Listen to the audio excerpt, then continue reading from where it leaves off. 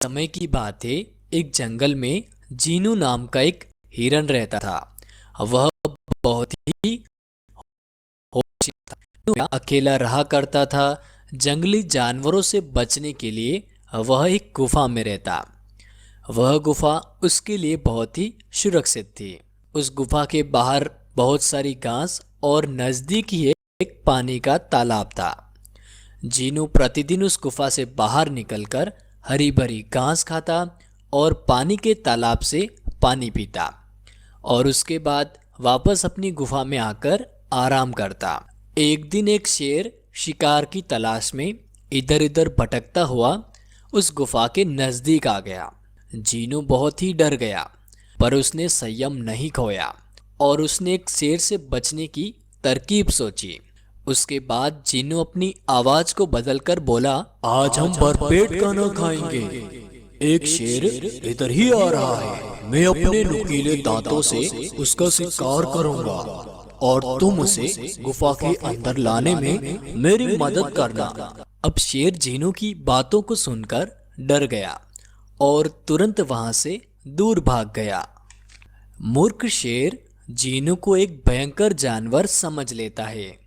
तभी एक लोमड़ी शेर को भय से भागता हुआ देखकर उसके पास जाती है और कहने लगती है, महाराज, आप भाग क्यों रहे हो? क्या बात है?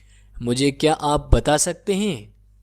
तभी शेर हाँफता हुआ बोलता है, गुफा के अंदर एक भयंकर जानवर रहता है जो कि अपने नुकीले दांतों से शेरों का शिकार करता है।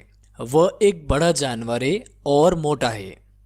यह सुनकर लोमड़ी हंसती है और बोलने लगती है, वह जानवर कोई भयंकर नहीं है, वह आपको अपना शिकार नहीं बना सकता। ऐसे में शेर कहता है, नहीं नहीं, वहां खतरा है। फिर लोमड़ी कहती है, आप चलिए तो सही, एक बार उसे देखकर तो आते हैं। शेर बोला, नहीं, मैं नहीं आ सकता, कहीं वह मेरा शिकार कर लेगा, मुझे अपने दांतों से काट कर खा जाएगा और मैं मर जाऊंगा। ऐसे में लोमड़ी बोली, आप मेरा विश्वास कीजिए, मुझे ऐसे ही चालाक लोमड़ी नहीं कहते हैं, आपके कुछ नहीं होगा। अब शेर ने हामी भरी और दोनों उस गुफा की ओर बढ़ने लगे। फिर भी शेर डरा हुआ था। अब जीनू को लोमड़ी और शेर साथ में आते हुए दिखे। जीनू दोनों को गुफा के नजदीक आता देखता है, लेकिन जीनू बिल्कुल घबराया नहीं। उसने एक और तरकीब निकाली।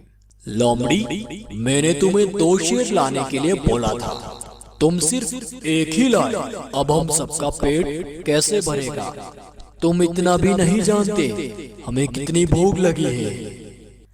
जीनू की बातों को सुनकर शेर भयभीत होकर भागने लगा और गुफा से बहुत दूर चला गया। जीनू की समझदारी से उसकी जान बच गई। तो बच्चों, इससे आज हमें यह शिक्षा मिली, मुश्किल वक्त में समझदारी से काम लेना चाहिए और घबराना नहीं चाहिए।